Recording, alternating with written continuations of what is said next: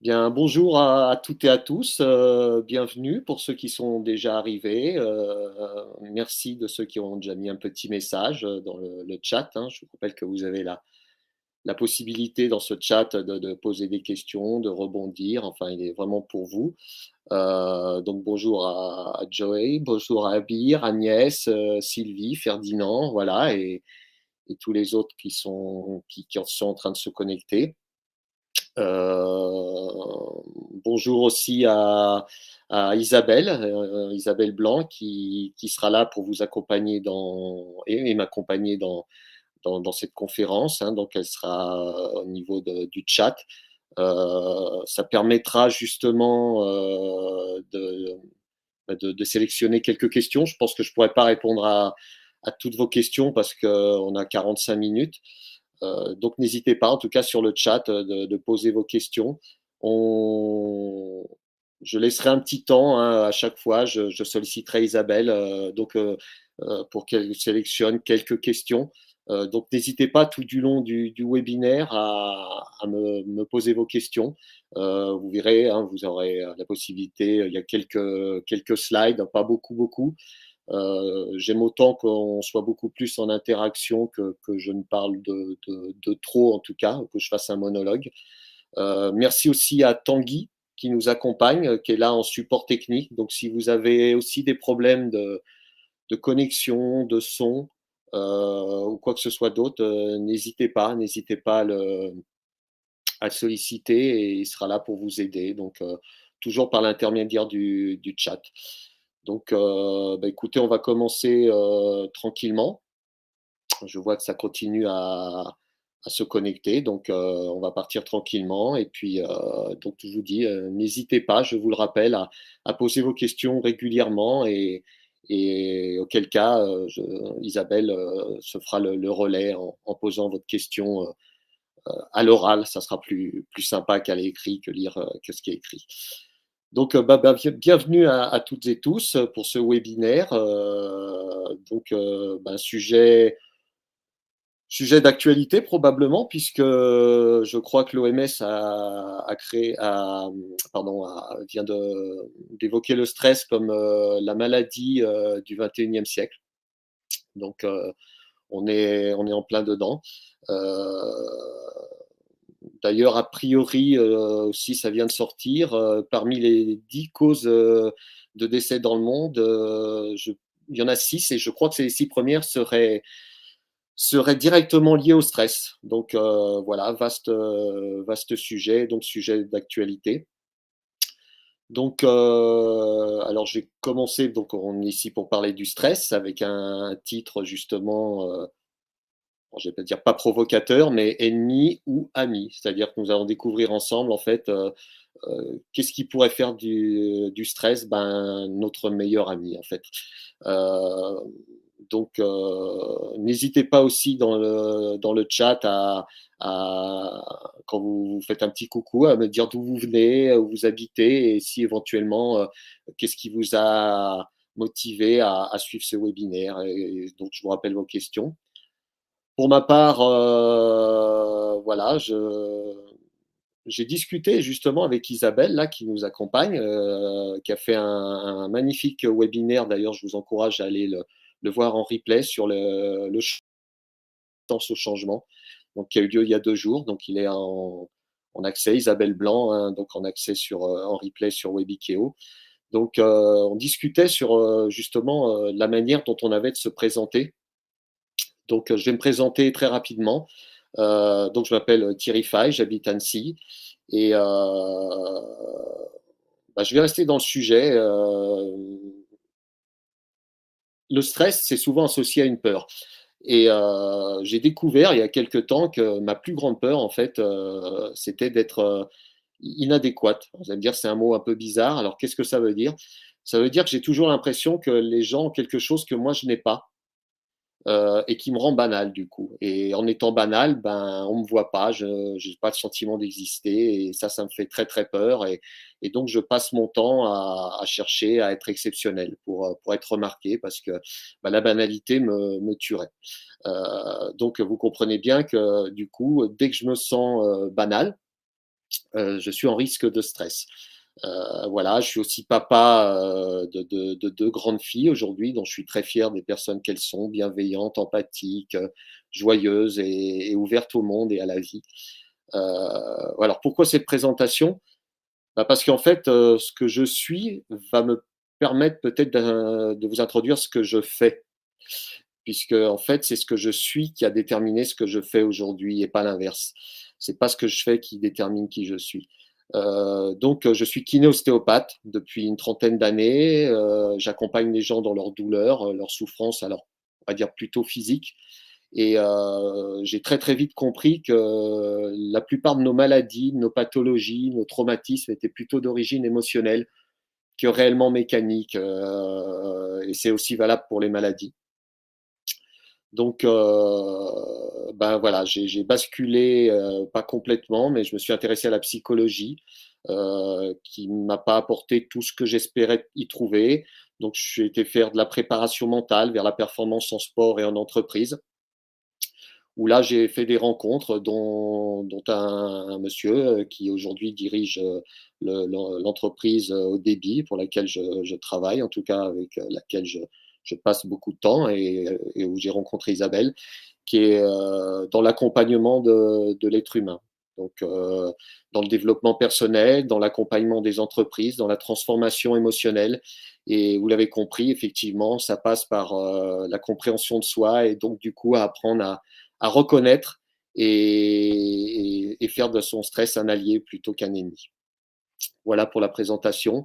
Je vous rappelle, hein, dans le chat, n'hésitez pas à me parler de vous. Et voilà, je vois, donc ça vient de Marseille. Nouméa, alors là, vraiment, bravo, bonjour, enchanté. C'est prévu que j'y aille bientôt. Voilà, je vois que ça parle, bah, c'est parfait.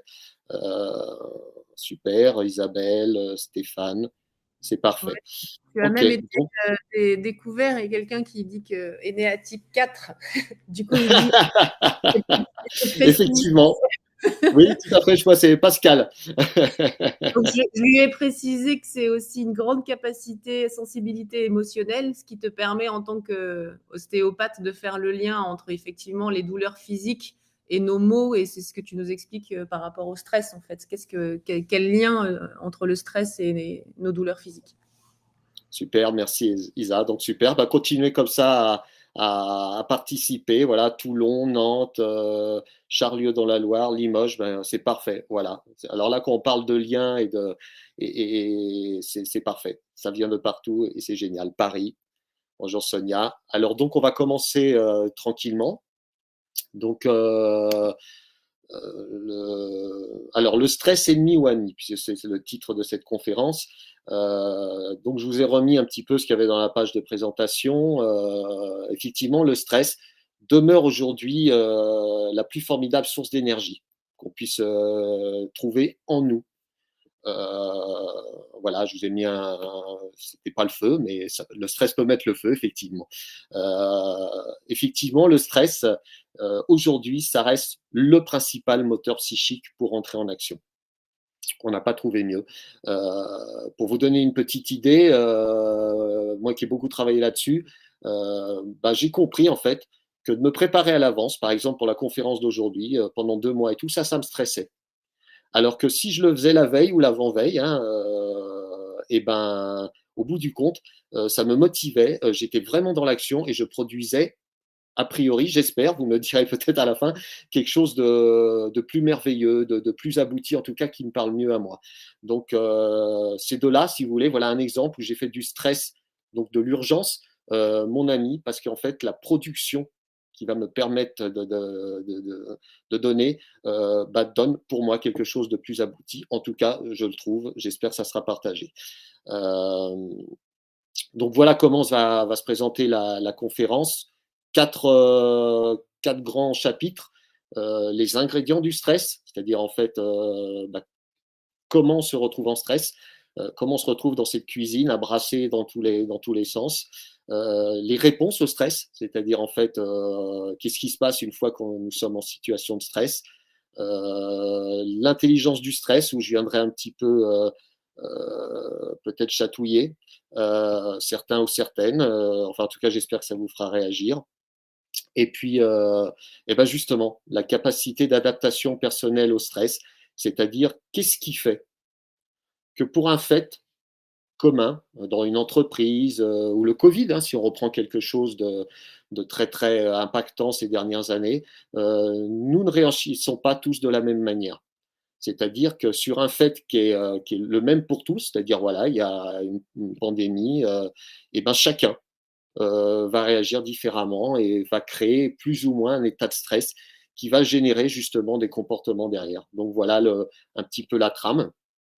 Donc on va commencer évidemment par les ingrédients du stress. Donc on va dire 4 ingrédients que vous pouvez mixer, c'est-à-dire vous pouvez vous retrouver avec un des ingrédients uniques, 2, 3 ou 4, évidemment. Je vous dirais que plus vous en avez, plus la réaction risque d'être importante.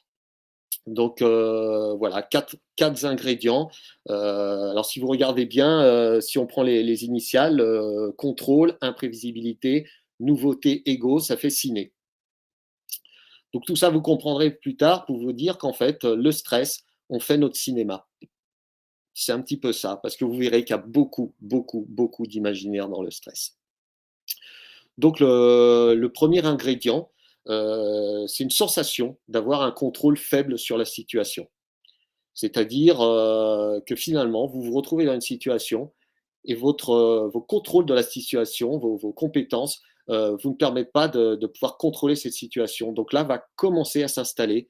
Donc on va voir tout de suite après un petit peu qu'est-ce qui se passe exactement quand le stress arrive, mais va commencer à s'installer vos premières sensations physiologiques, physiques, émotionnelles et comportementales. Donc vous pouvez avoir ce contrôle faible. L'imprévisibilité. Alors c'est quoi l'imprévisibilité? En fait, c'est quelque chose que c'est inattendu. C'est-à-dire que vous n'avez pas pu prévoir à l'avance ce qui se passait. Donc c'est un peu semblable à la nouveauté, hein, on est d'accord. Mais la petite différence se fait que la nouveauté, c'est quelque chose que vous n'avez peut-être jamais expérimenté, jamais vu. Quelque chose qui est vraiment entièrement nouveau. Alors que l'imprévisibilité, ça peut être, vous faites une queue de poisson, voilà, c'était pas prévu, mais c'est pas votre première queue de poisson. Vous voyez ce que je veux dire? Vous savez très bien ce que c'est, et donc votre réaction par rapport à ce qui se déclenche là, malgré le fait que c'est pas votre première, vous voyez, c'était pas dans le domaine du cerveau, c'était pas là dans la prévision. Donc du coup, ça peut déclencher un phénomène de stress qui en fait va entraîner justement la réaction plus ou moins importante derrière. Vous verrez, ça c'est différent selon les gens. Donc, vous voyez la différence par rapport à la nouveauté, où on fait face à quelque chose que nous n'avons jamais rencontré, jamais expérimenté. Et enfin, la dernière, qui n'est pas la dernière dans l'ordre, hein, on est d'accord, c'était juste pour que l'anagramme donne quelque chose, c'est quand votre ego est menacé. Alors l'ego, c'est l'ego au sens très large. L'ego, c'est ce qui vous protège. C'est pas que l'égoïsme, c'est pas que l'égocentrisme, c'est l'ego au sens large, l'ego au sens de la psychologie freudienne, jungienne, c'est-à-dire cette partie de vous qui est censée, quand vous avez une alerte, vous protéger. Donc en fait, ça va correspondre à l'ensemble de vos compétences, de vos capacités, de vos connaissances qui sont en place. Malheureusement, vous verrez que dans cet ego, il fait face à des peurs, et face à ces peurs, on a souvent la même réaction, le même mécanisme de défense, quelle que soit la situation. Et c'est là le problème. C'est que immédiatement, à partir du moment où vous allez vous retrouver dans une situation de stress, vous allez employer quasiment la même ressource. Et cette ressource, développée par l'ego, justement, puisqu'elle est là pour vous protéger, eh ben, dans énormément de situations, elle n'est pas ou plus adaptée. C'est pas qu'elle soit mauvaise, hein, c'est pas qu'elle soit éliminée, mais ce n'est pas la bonne ressource dans ce qui se passe actuellement. Mais voilà, pour une histoire de vitesse de réaction, pour une histoire de simplicité face aux 60, 70 000 sollicitations qu'on a par jour, ben, qu'est-ce qui se passe? Votre ego prend le relais et là, déclenche le mécanisme, le comportement mécanique. Et si c'est le bon mécanisme, il est impeccable. Vous verrez que le stress va monter et redescendre tout de suite. Par contre, effectivement, si ce n'est pas le bon mécanisme, ça risque de durer un petit peu et de créer des soucis derrière. Donc, voilà pour les ingrédients. Isabelle, est-ce qu'il y a quelques questions par Alors rapport oui, aux j'ai ingrédients? posé, là j'en ai noté qu'une pour le moment, c'est finalement comment reconnaître le stress? Alors, comment reconnaître le stress? Ah ben, on va y venir. On Ok. va y venir justement, c'est un petit peu la suite, c'est-à-dire que ça, les ingrédients, c'est pour vous dire que voilà, qu'est-ce qui va générer le stress, qu'est-ce qu'il faut en fait pour qu'un stress apparaisse. Voilà, donc petite précision aussi, c'est qu'effectivement, les ingrédients peuvent venir de l'extérieur, c'est-à-dire d'un fait extérieur. Je signalais le Covid, on est d'accord, ou la queue de poisson, hein, ou le serpent, ou le patron qui nous regarde de travers, ou voilà. Mais effectivement, le stress peut aussi venir de l'intérieur, c'est-à-dire qu'une pensée interne, indépendamment d'un fait extérieur, peut aussi générer un stress. Et donc, pour répondre à cette question-là, on va continuer justement comment reconnaître son stress. Ça va être un petit peu dans justement la suite. On va y aller tout de suite. Donc, justement, c'est dans ces réponses au stress que vous allez reconnaître que vous êtes en stress. Donc, le stress en tout premier, c'est-à-dire que face à alors comme je viens de vous le dire, face à un sentiment interne, une pensée interne, ou face à un fait extérieur, la première chose qui va se dérouler, c'est un changement physiologique. Alors, qu'est-ce que j'entends par changement physiologique? C'est tout d'abord, vous allez avoir une activation du système hormonal lié au stress, c'est-à-dire sécrétion d'adrénaline et de cortisol. L'adrénaline, je vous rappelle que c'est cette hormone qui vous permet de vous mettre en action. Pendant longtemps, elle a été appelée l'hormone guerrière. Donc, quel est le rôle de l'adrénaline et du cortisol? Ben, tout simplement de vous préparer à l'action, c'est-à-dire de réagir à cette sollicitation externe ou à cette pensée interne. Donc, qu'est-ce que ça va devoir faire? Ben, ça va devoir commencer à vous préparer. Donc, augmentation du rythme cardiaque, une augmentation éventuellement aussi du rythme pulmonaire, c'est-à-dire qu'on augmente sa ventilation, contraction musculaire. Donc ça répond un peu à la question, hein. Effectivement, vous allez avoir une diminution de la digestion, puisqu'il va falloir emmener le sang rapidement vers l'appareil locomoteur. Donc automatiquement, voilà, on va diminuer tout ce qui va être état digestif, parce que ce qui mobilise énormément de sang pour amener la qualité vasculaire avec l'oxygène, les nutriments, l'énergie, tout ça vers le système musculaire. Vous allez avoir la pupille qui se dilate. Enfin voilà, c'est-à-dire qu'en fait, ça vous prépare à une réaction à ce stress. Parallèlement, vous avez une activation du système nerveux neurovégétatif, c'est-à-dire ce système neurologique que vous ne contrôlez pas. C'est pas celui qui vous fait bouger, c'est celui qui vous fait respirer, transpirer, digérer, voilà. Et plus particulièrement du système sympathique qui a le même rôle, c'est-à-dire qui va lui activer tout votre système pour vous mettre en route, pour vous préparer à une action, à bouger, à réagir. Donc voilà la première réaction au stress. Et comment ça se manifeste? Eh bien, très souvent, vous verrez que associé à ça, vous allez avoir une sensation physique, coup de chaud, c'est-à-dire transpiration ou coup de froid, hein, vous voyez, ça dépend des situations. Vous allez avoir une barre dans le dos, tout d'un coup, là, ça vous met une barre dans le dos, vous allez avoir une boule dans le ventre, un sentiment d'oppression, la tête chaude.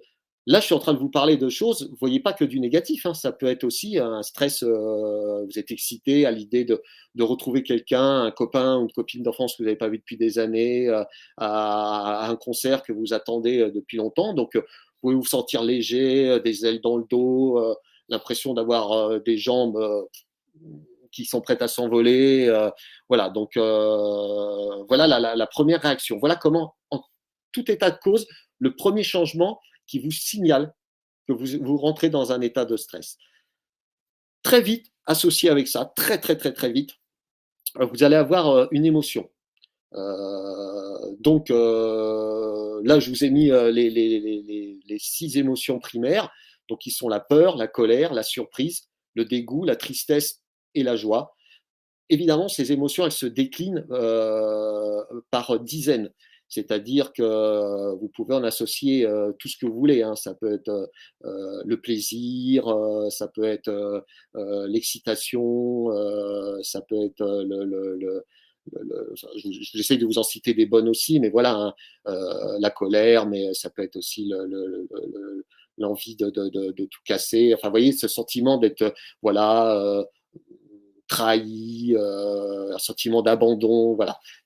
Tout ça, ça s'associe, on est d'accord, hein, c'est en quelques secondes.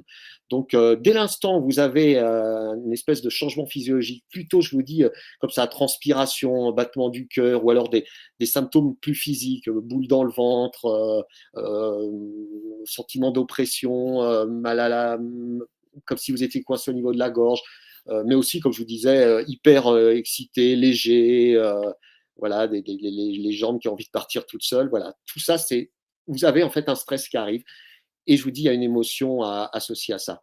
Et très vite, vous allez avoir un comportement. Et là, en fait, on a 3 réponses comportementales, hein. Le stress génère 3 réponses comportementales qui vont être la fuite, le combat et l'inhibition. Donc la fuite, ça peut être la fuite en avant, hein, c'est-à-dire, voilà, mais c'est souvent on essaye d'éviter le stress, on peut tasser l'émotion, c'est pas grave, ça passera plus tard, ou si finalement, bah, vous voyez, si j'avais très peur, je dis: «Oh bah non, finalement, j'annule la conférence, je vais la reporter, je vais dire que je suis pas bien», voilà, on fuit.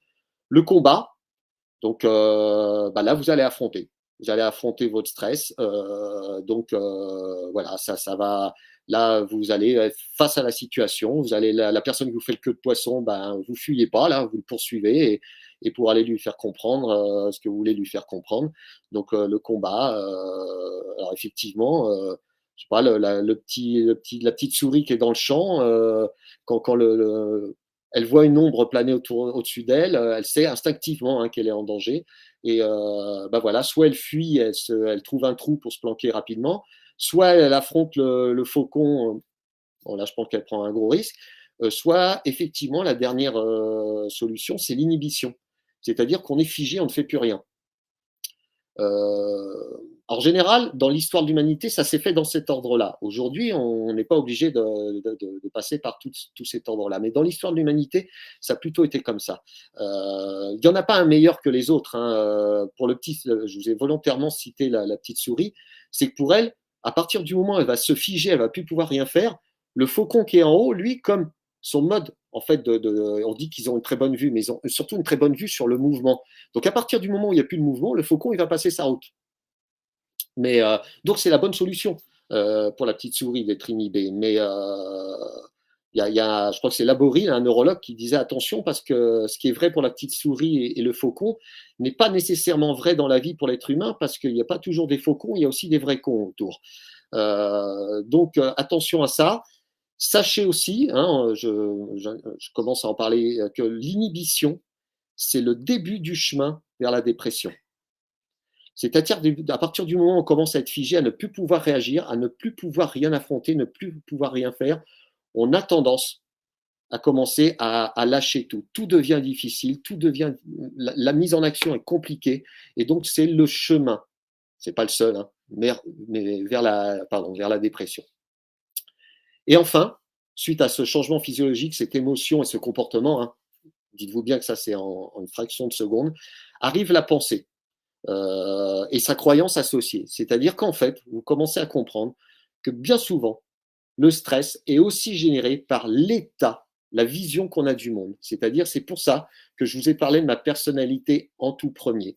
Donc, bien vu, pour ceux qui connaissent l'énéagramme, c'est bien l'énéatype 4. L'énéagramme, c'est un modèle de personnalité. C'est pas, on n'est pas résumé à un modèle, hein, l'être humain, mais c'est un modèle qui lit très bien les comportements qu'on peut avoir quand on est en situation de peur, de stress, justement, dans nos compulsions, c'est-à-dire ce qu'on veut éviter. Et donc, en fonction justement de cette peur profonde, On a des croyances associées. Si moi je crois que je suis banal, et ben effectivement, mes yeux, mes oreilles, même mon nez, je vais vous dire, et même mes sensations vont chercher constamment à confirmer ce que je pense. C'est-à-dire que si quelqu'un ne me dit pas bonjour, et ben au lieu de réfléchir à me dire, bah, tiens, qu'est-ce qui fait qu'il ne me dit pas bonjour, je vais dire, ah bah non, c'est parce qu'en fait, j'existe pas, c'est parce que je ne suis pas quelqu'un de visible. Voilà. Et donc, bah, ça me met en stress et se déclenche absolument tout ça. Un autre exemple, si vous voulez, c'est je marche en campagne, je vois un serpent, pouf, grosse réaction, gros coup de chaleur, le cœur qui bat.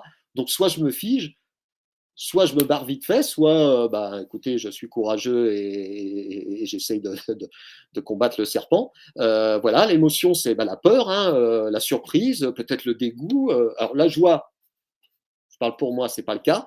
Voilà. Donc, le comportement, vous comprenez bien, fuite, combat ou je me fiche. Et finalement, bah, très vite, je me dis ah, bah, dis donc, c'est vraiment dangereux un serpent. Hein. J'ai bien fait de me barrer, on ne sait jamais ce qui aurait pu se passer. Alors que c'est le premier serpent que je voyais de ma vie. Donc, automatiquement, si vous voulez, je me suis appuyé sur une croyance. C'est-à-dire que probablement, en regardant une émission, en écoutant peut-être ma maman, mon papa tout petit, qui me disait fais attention au serpent, hein, parce que c'est très très dangereux, tu peux en mourir. Et vous voyez, je me suis construit là-dessus. Et donc voilà, je n'ai jamais vérifié que les serpents étaient dangereux. C'est peut-être pas plus mal dans cet exemple-là. Alors, avant de passer à la suite, Isabelle, est-ce qu'on a des questions par rapport à ces 4 réponses? Oui, oui, bien sûr. Alors déjà, il y a une question sur savoir l'ordre, dans quel ordre ça se passe, tu vois? Est-ce que j'ai d'abord un changement physiologique et après l'émotion, le comportement? Il y a une question là-dessus, savoir est-ce que c'est chronologique ce que tu nous présentes ou pas Alors, forcément? a priori, au niveau neuroscientifique, oui, ça se passe plutôt dans cet ordre-là.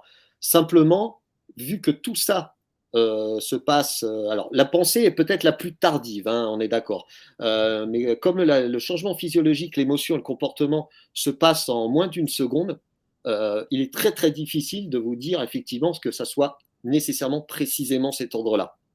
Les neurosciences ont plutôt tendance à appuyer ça. C'est-à-dire qu'en fait, la réaction physiologique serait la plus rapide pour la bonne et simple raison que ça ne va pas nécessairement solliciter une émotion. Maintenant, pour préciser un petit peu, si vous voulez, mais ça, on ne va pas s'étendre, là, on rentre dans la sphère limbique, c'est-à-dire la zone émotionnelle, qui est l'amygdale, qui est alors, les amygdales, il y en a deux, mais ça n'a rien à voir avec celle-là, hein, on est d'accord, c'est des petites glandes neurologiques qui sont, on va dire, vraiment en plein milieu du cerveau, qui sont en fait la tour de contrôle de la peur. Et elle est très très en lien avec l'hypothalamus qui a un gros rôle avec la mémoire. Et donc aujourd'hui, on s'aperçoit que quand une information arrive, elle ne suit pas un trajet précis, elle suit plusieurs trajets. Pourquoi? Ben parce que plus elle utilisera des trajets, plus la chance de réagir rapidement va être efficiente. C'est-à-dire, effectivement, la réaction va être plus rapide si, par exemple, dès l'instant où il y a eu cette perception, c'est-à-dire que l'information est arrivée, elle peut arriver, je vous dis, au niveau interne par une pensée, et là, elle passera plutôt effectivement par la reconnaissance de la pensée, mais ça peut être la vue, ça peut être l'audition, ça peut être tout ça. Plus elle utilise des circuits différents, plus la réaction appropriée va être rapide. Pourquoi? Parce que, en fait, le stress, son rôle le plus important, pendant des millions d'années chez l'être humain, ça a été la survie. C'est-à-dire d'instaurer un système de comportement qui permettait à l'être humain de survivre. Sauf que, aujourd'hui, des millions d'années après, le système est le même. C'est-à-dire que ça n'a pas évolué d'un iota. Nous sommes exactement dans les mêmes processus. On a amélioré notre cognition, c'est-à-dire notre réflexion, mais sur le processus du stress, qui est plutôt un processus limbique, c'est-à-dire, allez, on va dire, je généralise, hein, attention, c'est pas aussi simple que ça, plutôt la zone émotionnelle du cerveau, et reptilienne, c'est-à-dire l'instinct, le grégaire, la survie, ça se joue plutôt entre ces deux secteurs-là. Et ça, dans l'évolution, ça n'a pas bougé depuis des millions d'années.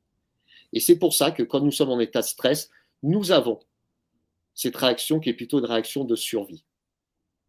Donc effectivement, changement physiologique, émotion, comportement, on peut en discuter longtemps, mais effectivement, l'idée, ça sera plutôt plus tard de s'en servir comme sentinelle. Et peu importe quelle sentinelle vous prenez, si c'est le changement physiologique, l'émotion ou le comportement, c'est celui-là qui doit vous éveiller à ce qu'on va voir un petit peu plus tard là, dans le cours de la conférence. Alors, je vais avancer un petit peu. Je vois vos réponses, Isa. Alors, il y a encore des questions, parce qu'il y en a plein des questions. Du coup, j'en ai vu une là. Ouais, comment détecter, de Cécilia, là, qui dit comment détecter les croyances bloquantes et les dépasser? Alors, c'est la suite. Ok. Cécilia, on va y arriver. On va y arriver tout doucement. Ok, après, il y a d'autres choses sur les personnes qui ont des tics. Est-ce que ce sont des personnes stressées Alors, de... ça peut, Ouais. effectivement. Effectivement, ça peut. C'est pas obligatoire, hein. Attention à certaines choses qui sont d'ordre neurologique pur, c'est-à-dire on va dire pas d'anatomie, pardon, de cerveau, c'est-à-dire avec des zones qui peuvent être malheureusement ou de manière génétique ou de manière post-traumatique générer des défaillances neurologiques. Mais là, on est dans de l'anatomie. On n'est pas du tout dans un fonctionnement, on va dire émotionnel ou humain. Là, malheureusement, voilà, c'est pas nécessaire. Donc, je vais Ok, continuer un petit peu. il y en a deux parce qu'on est vraiment dans le sujet.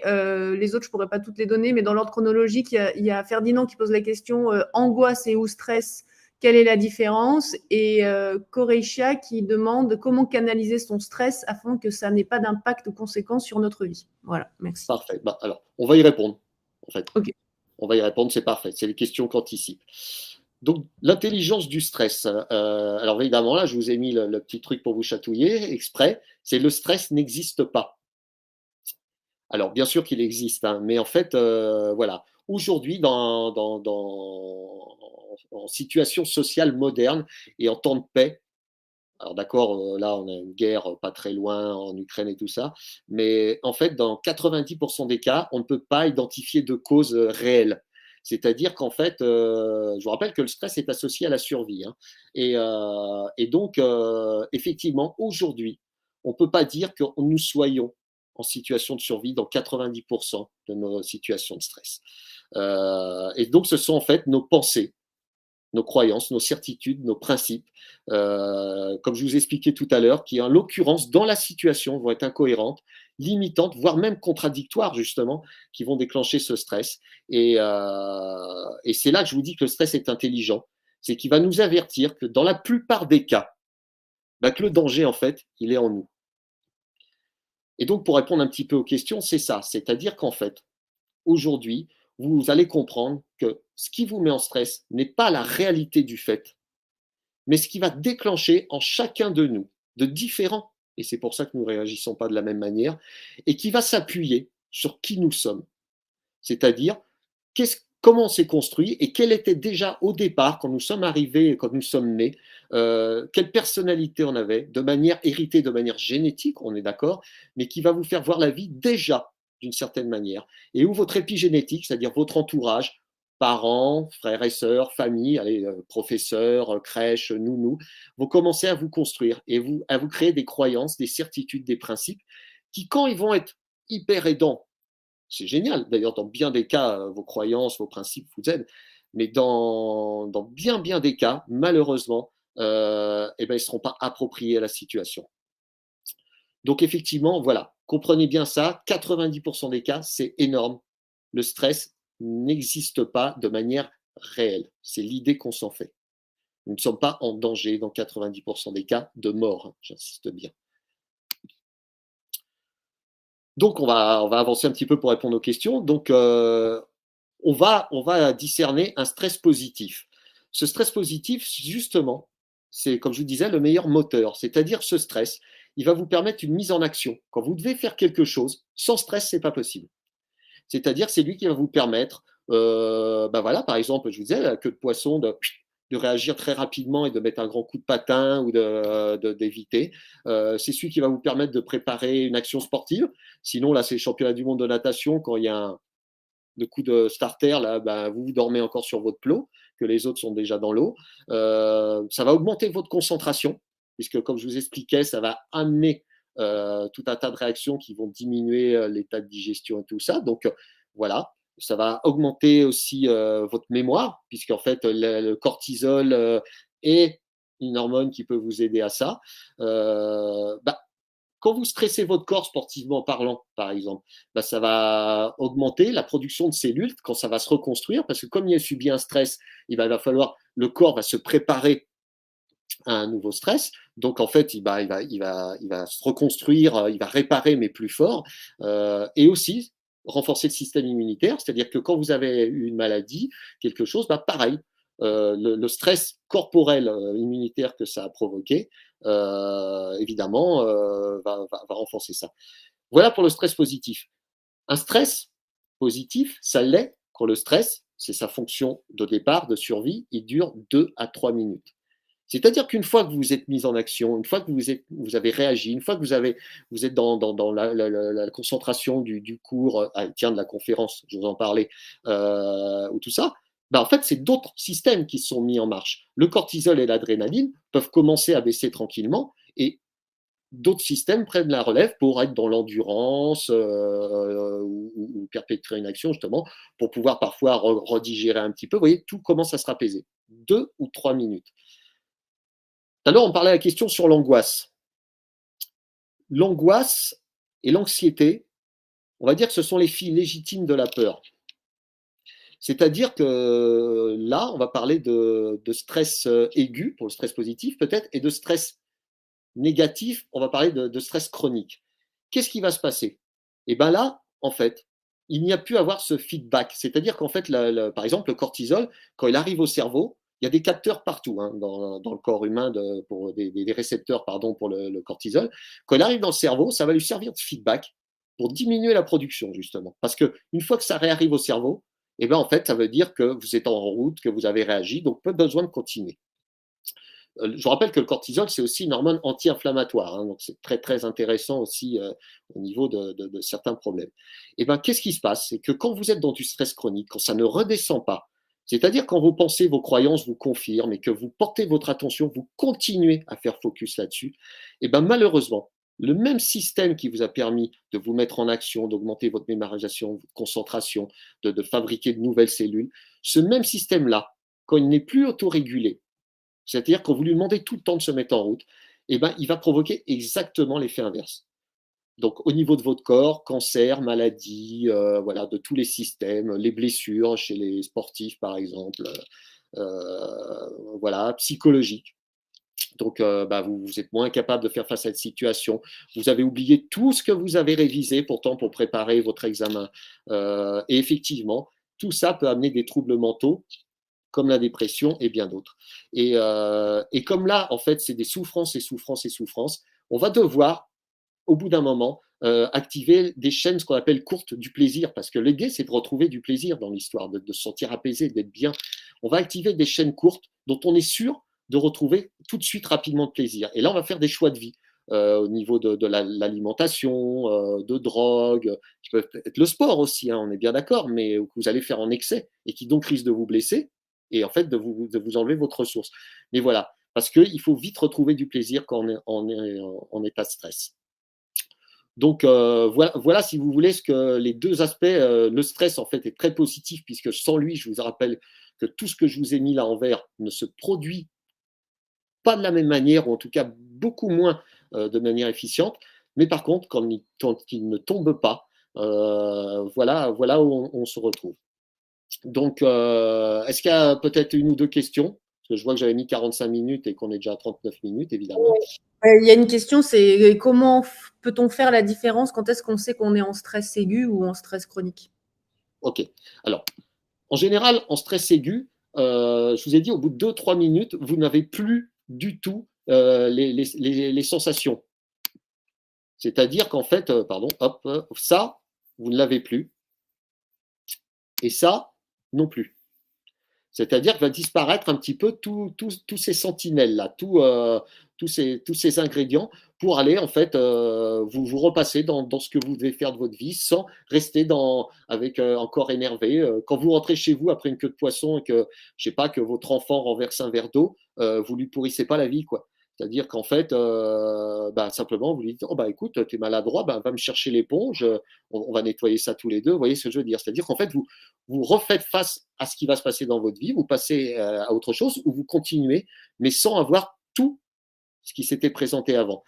Je vous dis, votre meilleur repère va être plutôt les douleurs qui persistent, les fragilités immunitaires, le besoin d'aller faire du sport de manière un petit peu compulsive ou de prendre votre cigarette et tout ça, parce que c'est ça, hein, le rôle de ces ressources-là. Donc voilà, il y a disparition de tout ce que vous avez pu remarquer avant. J'avance un petit peu. Je suis désolé, je me dépêche, mais je ne suis pas stressé par l'heure, hein, c'est parce que je dois vous laisser du temps. Donc, face au stress, la capacité d'adaptation personnelle. Alors, qu'est-ce que ça veut dire, ça? Eh bien, vous avez compris, quand le stress arrive, très souvent, on passe dans ce MMA.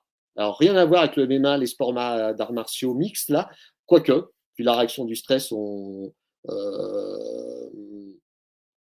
elle est là, on peut être dans le combat. Mais là, c'est le mode mental automatique. C'est-à-dire que c'est un aller-retour entre votre zone limbique du cerveau et votre zone reptilienne. C'est-à-dire qu'en fait, là, il n'y a pas de réflexion. Vous êtes en mode survie. Donc, l'émotion, c'est je suis en danger, je dois réagir. Le réflexe, c'est je vous dis, je fuis, je me bats, je me tétanise, je me fige. Et ça fait le va-et-vient constamment. Les mêmes ressources, quelle que soit la situation. Parce que c'est un mode mental automatique. Or, nous avons évolué, justement, et c'est ce que je vous expliquais bien, nous n'avons pas réellement évolué au niveau du stress. C'est-à-dire qu'en fait, l'attaque de mammouth ou le fait d'avoir oublié d'acheter le pain au chocolat à 4 heures pour son enfant, ça vous met une réaction de stress, ça déclenche exactement la même quantité d'adrénaline, de cortisol, les mêmes réactions au niveau du système neurovégétatif que face au mammouth. Or, malheureusement, effectivement, je ne pense pas que ça soit très dangereux, ça dépend de l'enfant peut-être, d'oublier le pain au chocolat à 4 heures. En tout cas, je ne suis pas sûr qu'on est en grand risque de mort, même si ça peut peut-être dépendre de l'enfant.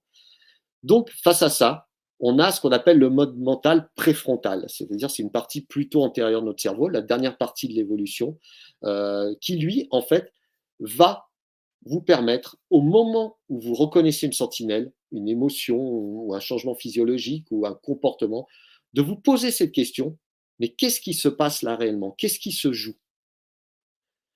Qu'est-ce qui me permet de penser à ce que je pense? Qu'est-ce qui me fait croire que? Comment je sais que? C'est-à-dire que vous passez dans l'état de réflexion. Bien sûr, c'est pour se poser ces questions-là. On ne se les pose pas tout seul, hein. Quand on est dans le MMA, dans le mode mental automatique, on n'a pas accès à ça. Et c'est pour ça que c'est un entraînement, c'est une prise de conscience qui est quasiment impossible à faire tout seul. Il faut au départ être accompagné. C'est-à-dire qu'il faut avoir pris conscience de ces peurs profondes, de ces comportements. Parce qu'on ne se voit pas faire, hein. Combien de fois je me suis dit, ah, alors, je ne fais plus ça, hein. Ça c'est la dernière fois, qu'est-ce que je m'en veux d'avoir fait ça, je ne le fais plus. Et quand ça se reproduit, la même chose.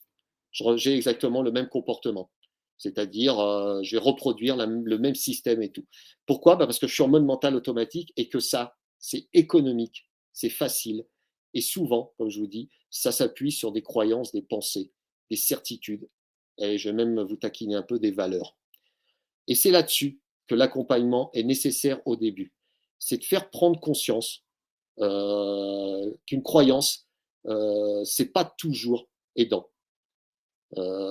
Qu'un principe, c'est pas toujours aidant. Et qu'une valeur, parce qu'une valeur, c'est important, ça se défend sa valeur. Dans certaines situations, il va peut-être falloir négocier avec la valeur, parce que dans cette situation-là, elle va vous limiter, elle va vous mettre en stress, et elle va prolonger cet état de stress. Donc, effectivement, très compliqué peut-être, je pense en tout cas, de s'entraîner à ça dès le début. L'accompagnement, Après, libre à chacun de choisir son accompagnateur. Hein. Dans toutes les méthodes d'accompagnement, vous trouverez celle qui vous correspond. Va vous amener à prendre conscience de vos croyances, de vos principes, de vos valeurs, de vos certitudes qui, dans certaines situations, vont vous limiter et vont vous maintenir dans ce mode mental automatique. Alors que justement, l'accompagnateur va plutôt essayer de vous aider à vous emmener vers un mode mental réflexion. Et puis après, ben, c'est bien le but, hein, c'est de l'autonomie. C'est-à-dire que vous allez vous retrouver dans des situations où ben, c'est chouette. Vous tout d'un coup, vous verrez, mais pourquoi j'ai mon cœur qui bat comme ça et tout, qu'est-ce qui se passe là? Ils sont gentils, les gens de la conférence, là, ils vont pas me manger. Voilà, ça, vous vous posez ces questions-là, et là, vous allez descendre votre stress. Et qu'est-ce qui me prouve que je suis en danger? Comment je sais que mon patron ne m'aime pas? Comment je sais qu'est-ce qui me fait penser qu'il est méchant? Parce qu'un collègue me l'a dit quand je suis arrivé dans la boîte, et voilà, et ben ça, c'est une croyance. Effectivement, il se peut que cette personne-là, cet homme ou cette femme-là, il soit un petit peu dur parce qu'en fait, il a des gros soucis personnels à la maison et qu'en fait, il n'a rien contre vous. C'est simplement son état interne. Alors, je ne dis pas qu'il faut subir le stress. Hein. Je vous rappelle quand même qu'aujourd'hui, il est générateur de 6 des principales causes de décès dans le monde. Mais c'est simplement parce que comme le danger est en vous, si vous voulez à un moment pouvoir avoir la main dessus, c'est-à-dire retrouver ce contrôle, et ben l'important c'est de prendre conscience. Et sans prise de conscience, on a beau avoir compris, on ne peut pas changer. Pour changer, il faut prendre conscience, il faut se voir faire. Et c'est là que l'accompagnement est important. Pour ne pas vous laisser face à ça non plus là tout de suite, je vous ai préparé vite fait ce qu'on appelle un petit peu des soft skills, c'est des petites compétences douces qui peuvent vous permettre, au moment où vous vous retrouvez en stress, ça va répondre à quelques questions, effectivement de descendre l'état de stress. Donc vous avez la méditation ou le mindfulness. Qui va être en fait, là vous allez reconnaître, vous allez vous reconcentrer sur vous, sur vos sensations. Vous allez reconnaître, accueillir votre émotion, mais vous allez vous entraîner à ce qu'elle ne vous définisse pas. C'est-à-dire que oui, je ne suis pas en colère, je ressens de la colère, par exemple, par rapport à ce fait-là. Mais ça ne me définit pas, je ne suis pas colérique, je ne suis pas comme ça. Et je me reconcentre, je bascule ma pensée sur quelque chose qui peut être efficient. C'est-à-dire, effectivement, le prof avait dit qu'il n'y aurait pas ça à l'interro, c'est à l'interro. Et ben l'efficience, c'est de se dire, ok, je bascule ma pensée sur quand est-ce qu'on a pu voir ça en cours, ou voyez, pour avoir en fait de l'efficience dans ce que, en fait, votre objectif. Parce que le but, c'est ça, c'est que le stress, c'est un super cadeau quand vous l'avez pour vous dire qu'il y a une incohérence entre votre objectif et ce qui est en train de se jouer. C'est-à-dire que c'est là que je vous dis que c'est votre ami. C'est que quand le stress arrive, c'est qu'il est en train de vous donner une énorme information sur cette incohérence-là. Et c'est ça qu'il faut questionner. Ce n'est pas le problème de l'autre, ce n'est pas le problème de la situation, c'est le problème en vous. Et c'est ça qui vous aide à reconnaître. Je parle pas évidemment quand vous êtes évidemment dans un stress qui est plutôt négatif ou chronique. Qu'est-ce qui se joue réellement? De quoi il m'informe? De quoi j'ai réellement besoin? Qu'est-ce qui me fait penser que? Qu'est-ce qui me fait croire que? Qu'est-ce qui se passe? Donc, pour revenir à ces petits soft skills, la méditation, le mindfulness, le sport. Alors le sport, pas de manière, on insiste bien, ressource, c'est-à-dire je fais du sport parce qu'au moins quand je suis dans mon sport, ça me calme et tout ça.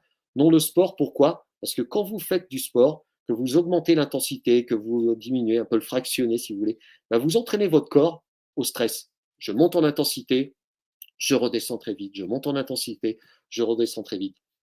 Et comme j'expliquais, pour certaines cellules, ça va permettre aussi de se développer, de réparer plus fort. Voilà. Donc le sport vous entraîne au stress, c'est-à-dire vous avez un coup de stress au boulot. Croyez-moi, quand vous faites du sport et du sport, vous variez les intensités. Le stress monte, mais il redescendra très vite parce que il est entraîné.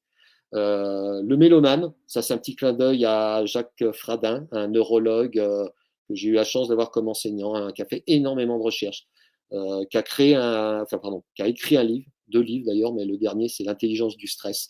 Je vous le conseille, c'est très intéressant. Vous aurez aussi des petits exercices.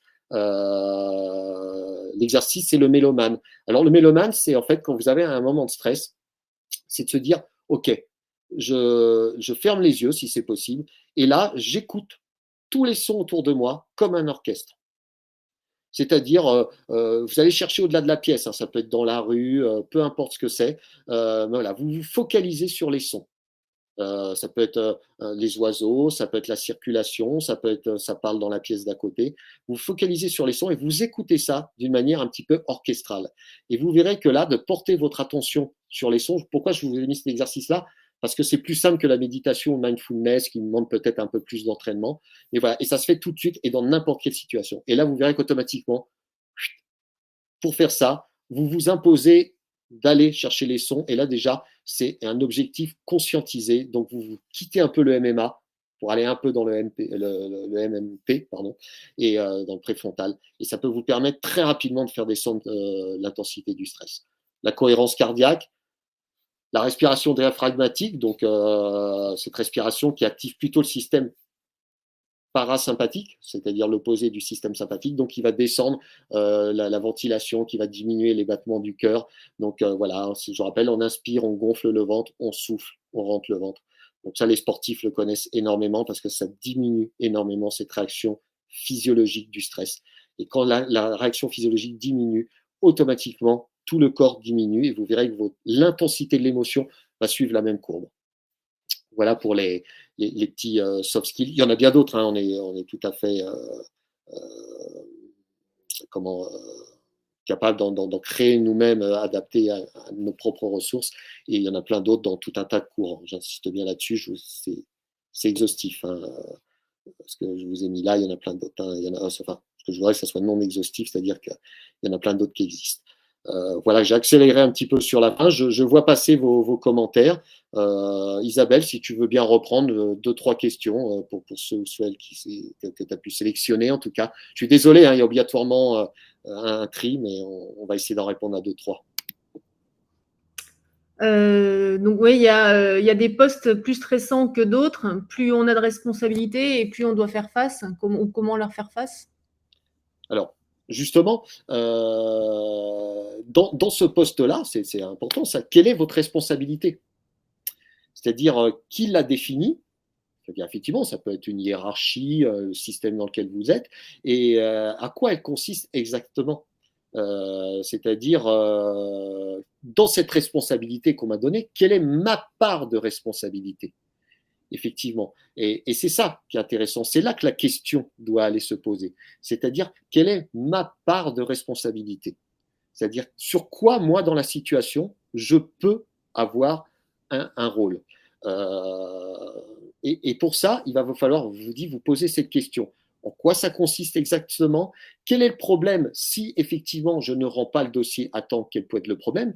C'est-à-dire effectivement le vrai problème, parce que vous imaginez, alors je ne vous dis pas, hein, effectivement, quand il y a une deadline, voilà, mais quelles sont les conséquences de la deadline?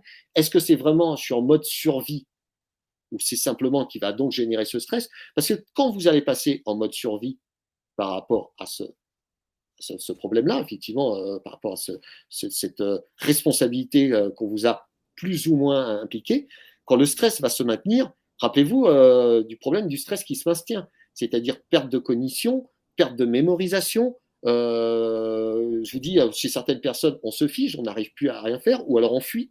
Là. Donc en fait, ça ne sera pas propice. Donc l'intérêt, si vous voulez, c'est de repasser dans ce préfrontal à ce moment-là pour se dire, OK, quelle est ma part de responsabilité? Quelles sont mes compétences qu'elle a? Vers qui je pourrais me tourner pour m'aider et tout ça? Et pour ça, vous ne devez pas être en mode mental automatique. C'est pas possible. Ces ressources-là, vous ne les animerez pas. Donc l'idée du mode mental préfrontal, c'est justement de vous permettre, par rapport à une lourde responsabilité, de remettre votre responsabilité là où elle est exactement, avec vos compétences, vos expertises, et c'est là que vous allez pouvoir trouver les ressources en vous, d'aller demander de l'aide, de ne pas avoir peur de demander de l'aide parce que ça peut être un autre stress. Il faut comprendre quel est le problème de demander de l'aide. Qu'est-ce que ça pourrait vouloir dire? Voilà. Si vous voulez, c'est ça. C'est dans toute situation, comme je vous ai dit, en tout cas dans 90% des cas, j'y crois, c'est vraiment le cas, nous ne sommes pas en danger de mort. Parce que quand nous sommes en danger de mort, je vous rappelle que c'est automatique, on n'a plus le contrôle. On fait, ou on a souvent les mêmes comportements, et ça, quand ces comportements-là ne fonctionnent pas, c'est là que la souffrance s'installe, que l'angoisse et l'anxiété vont s'installer. Je vous rappelle, fille légitime de la peur. Donc, c'est exactement ça l'idée, c'est le plus possible, comme je vous expliquais, de vous entraîner, de vous permettre très rapidement de passer dans ce mode préfrontal. Après, les petites techniques, les soft skills, ça marche très très bien. Simplement, vous n'allez pas, en faisant ça, traiter qu'est-ce qui se joue réellement au fond de vous. C'est-à-dire, qu'est-ce qui vous fait si peur que vous ne pouvez plus avoir de possibilité de réfléchir et de faire ce pas de côté qui va vous permettre de voir la situation sous un autre angle et qui va vous permettre comment vous dire, d'aller solliciter vos dizaines, vos centaines de ressources autres qui sont en vous, mais dont le mode mental automatique ne permet pas, parce que lui, c'est l'ego qui commande, la peur. Hein. Je rappelle que l'ego est là pour faire face aux peurs, et que lui, il a un comportement préférentiel et il va choisir celui-là dans toutes les situations. Je ne sais pas si j'ai répondu entièrement à la question. Effectivement, il y a des degrés hein, dans les responsabilités, les postes, mais voilà. Est-ce qu'il y a peut-être une autre question, Isabelle? Oui, il y en aurait plein. Il y a une question sur, par rapport aux enfants, tu sais, qui regardent beaucoup des films d'horreur, des jeux où il y a beaucoup de choses qui sont quand même stressantes ou stimulantes, ou qu'est-ce que ça peut générer chez eux par rapport au stress chronique? Alors, là, on peut. C'est pas ma spécialité, hein, le développement de l'enfant, mais en fait, voilà, on dit qu'entre 0, alors quand je dis 0, pensez bien aux 9 mois in utero, hein, qui compte aussi, et 6 ans, l'enfant, en fait, il a sa personnalité, hein, comme je vous rappelle. Il y a déjà une peur profonde qui est installée, hein, de manière génétique. Et après, c'est un peu une espèce de disque vierge, c'est-à-dire qu'en fait, il va engranger des informations qui vont lui construire une vision du monde. C'est-à-dire qu'effectivement, s'il a vu beaucoup de violence par des jeux ou par la télé ou malheureusement par ce qui peut se passer autour de lui, hein, suivant où nous sommes nés dans le monde, il va croire que le monde est violent, il va voir que finalement, soit faut se battre, soit que il faut dominer les autres, faut les écraser. Enfin, il va se créer une vision du monde.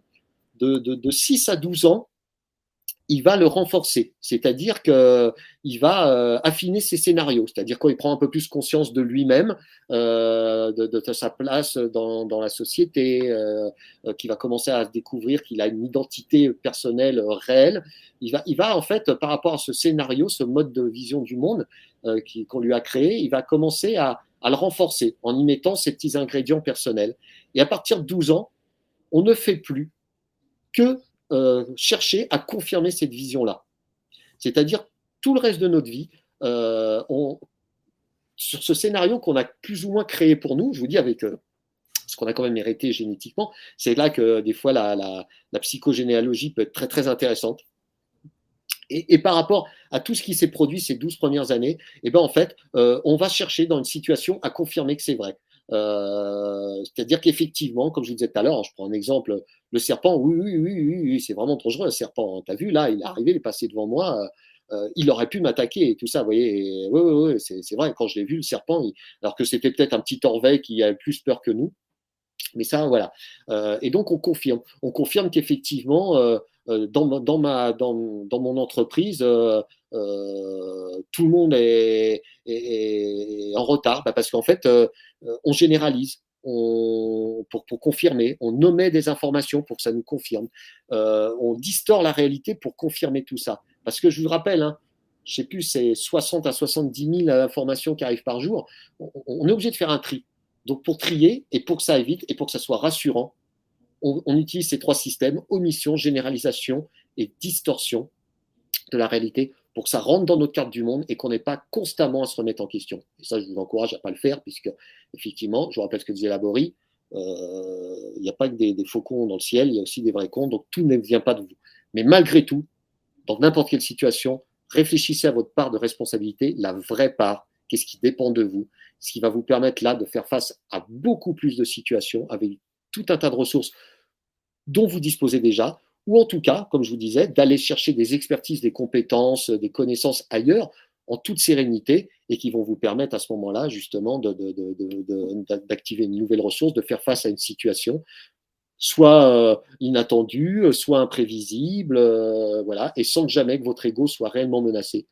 Ou s'il est menacé, c'est l'ego qui va vous mettre en action, et 2-3 minutes, et c'est réglé. Et croyez-moi, là, c'est génial, parce qu'en fait, on n'est jamais aussi fort.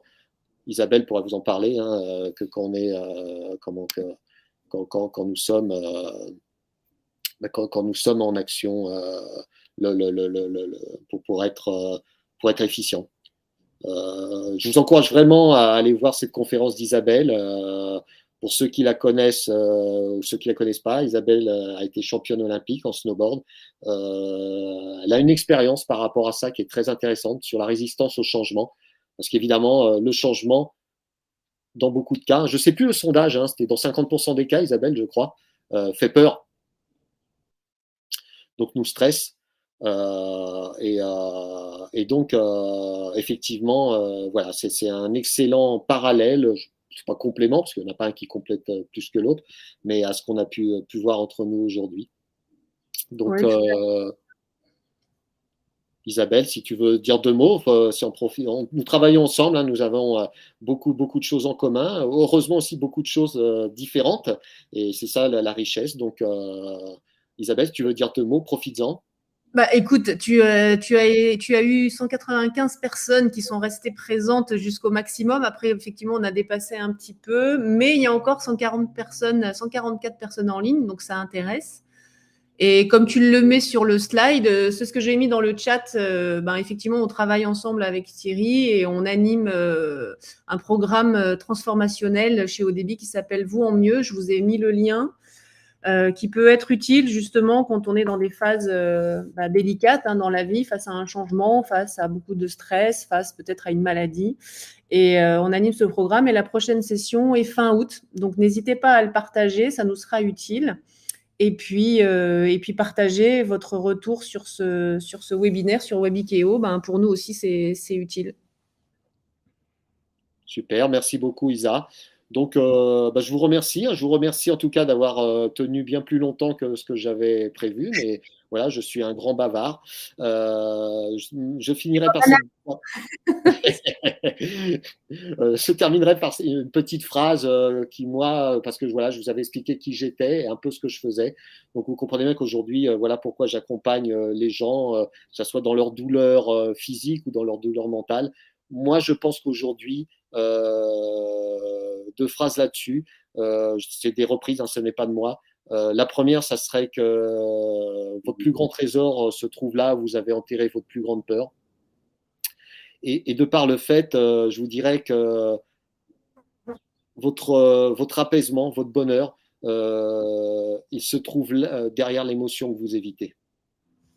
Et c'est là que vous trouverez la guérison pour les maladies, l'atteinte de vos objectifs qui ont du sens pour vous, la transformation et tout ce qui vous amènera vers du sens et de l'apaisement et qui fera que la vie sera merveilleuse et qu'on a envie de partager tout ça. Voilà, merci encore. Merci beaucoup Isabelle.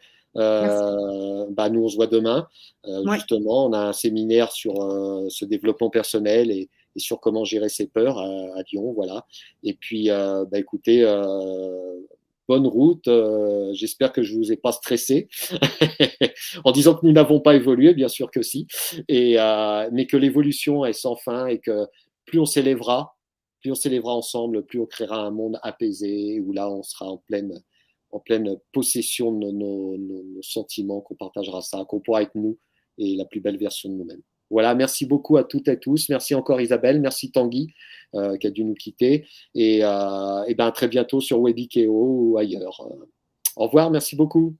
Au revoir.